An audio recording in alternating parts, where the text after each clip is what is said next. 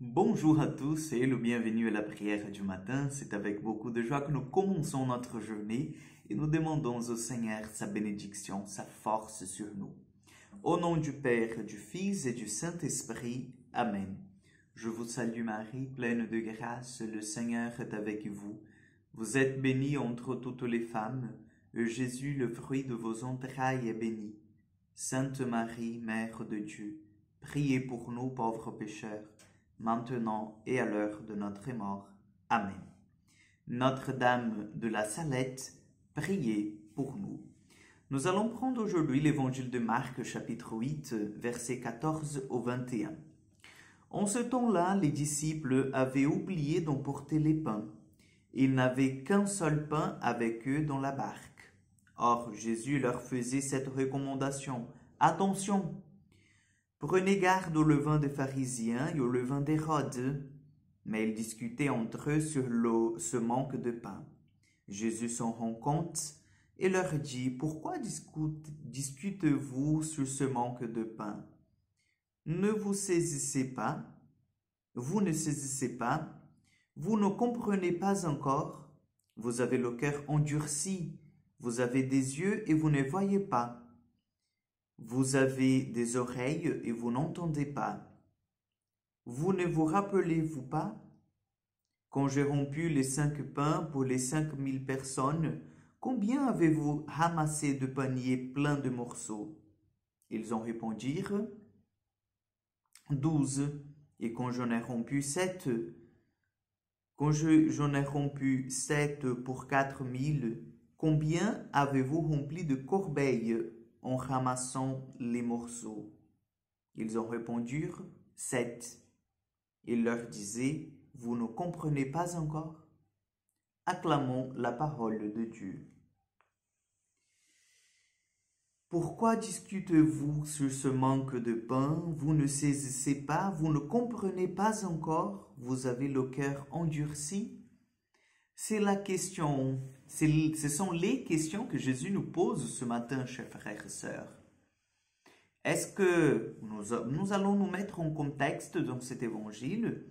Nous sommes là dans cet épisode après la multiplication des pains. Et nous avons bien entendu Jésus qui les rappelle. Vous avez vu que j'ai multiplié ce petit pain-là que vous aviez en 5000 morceaux. Nous avons, même plus, nous avons nourri 5000 personnes. Et comment ça se fait que vous ne croyez pas qu'un pain, que je sois pas capable de multiplier ce pain pour nous, qui sommes 13 ici dans cette barque? Est-ce que vous n'avez pas compris le miracle? Vous n'avez pas compris que moi, je suis le Seigneur, le Kyrios? Est-ce que vous n'avez pas compris que cela, en fait, ça ne doit plus être un motif, un but, un sujet de discussion entre vous? Parce que si vous êtes avec moi, rien ne saura vous manquer. C'est Jésus qui vraiment vient réveiller ses disciples pour que leur foi en lui soit de plus en plus ferme. Parce que ce qu'ils allont endurer dans le chemin, c'est quelque chose en fait qui va dépasser un simple problème de manque de pain. Ce sont des choses en fait plus dures, des persécutions.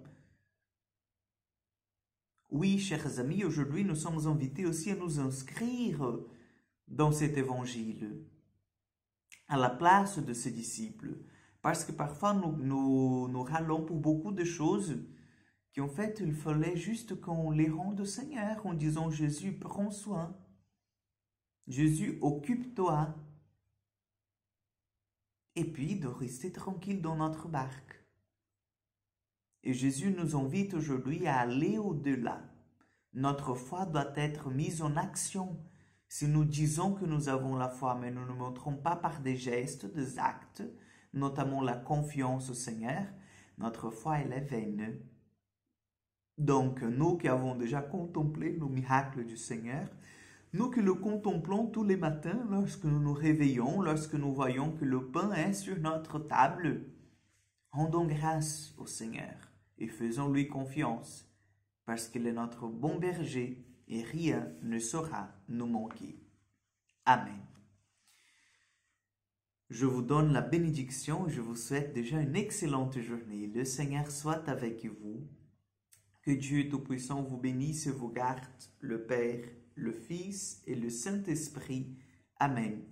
Que Dieu vous accompagne, chers amis, et à demain pour encore une prière du matin.